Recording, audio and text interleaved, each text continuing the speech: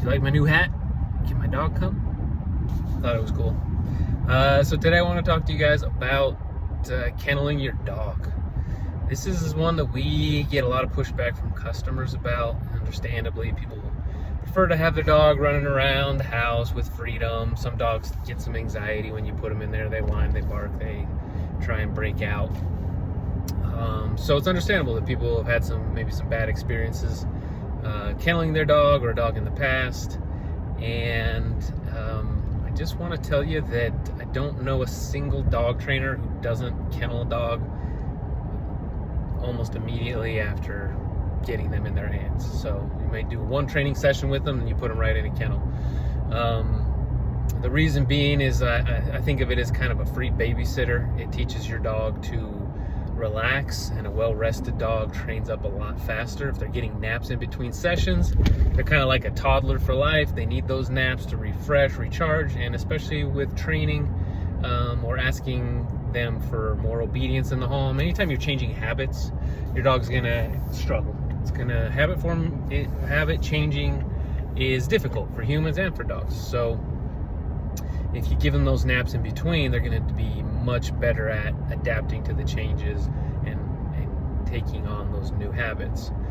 So if your dog's in the kennel, they can only make the right decision, which is to relax, take a nap, wait their turn for their next session. And it also teaches them, like, hey, the human is deciding the schedule.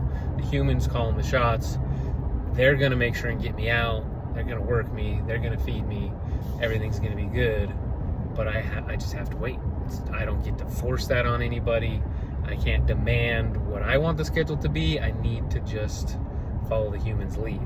And it does so many things for the dog that I think it's the number one underutilized thing by dog owners. And it's a temporary thing. So people think that it's going to be forever. Their dog's always going to have to be kenneled, and it's not the case. You can just do this while the dog's in training, while they're learning some new good habits. And as soon as they form those new habits, they get more freedom. So we want to slowly give dogs freedom as they earn it. And most people just give them all the freedom within minutes of meeting them. Like, you bring in a puppy home, or you adopt a dog, bring them home, and within minutes the dog is off leash, running the house, running the yard. And rightfully so, the dog is a bit confused when you start telling them what to do. They're just like, what? I just met you and I've just been running around your house and your yard for the last week or a few months, and you've never controlled like where I go or how I do it, how much energy I have when I run through the yard of the house. And now all of a sudden you're trying to tell me I gotta be calm? Like, I don't get it. That doesn't make sense. You've changed. Our relationship has changed. So there's going to be some frustration. There's going to be some protesting. You know, if you then say, oh, you know what, this dog, he chewed up my couch, I have got to put him in a kennel.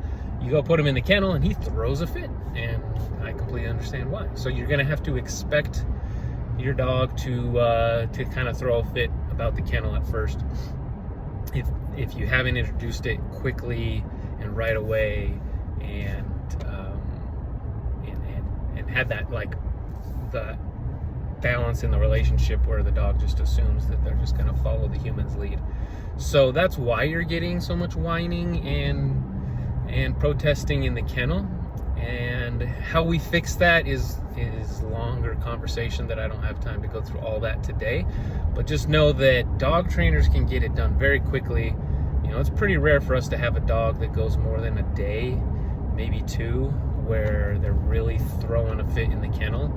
And even then, on the first day, they're relaxing at some point that day. At some point, they let it go, they calm down, they take a nap, they feel better.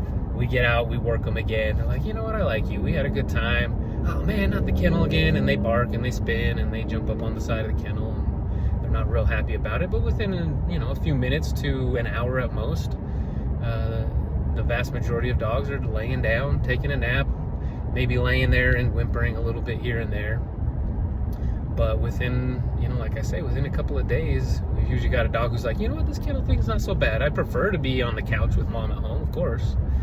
But I'm having a good time here. I'm getting lots of treats. I'm having fun running around in the yard and in the field and going for walks, that kind of thing. So I'll tolerate this kennel situation because the training experience is enjoyable. So I think that sums it up. That's kind of my general belief around the kennel. I love it. It's the greatest tool ever invented for dog owners, and it can be fast. Like, you can use it, you know, the easiest cupcake dogs that are just willing to please. You teach them something once or twice and they're like, got it, I will do that for the rest of my life. Those rare gems of dogs are, you know, I might only have to kennel, like say it was my dog and I brought him home, I might only have to kennel a dog for a couple weeks, and then I just slowly go, all right, well, what happens if I leave you home while I run to the store real quick, or the gas station, 20 minutes. Come back, no issues, dog was well behaved.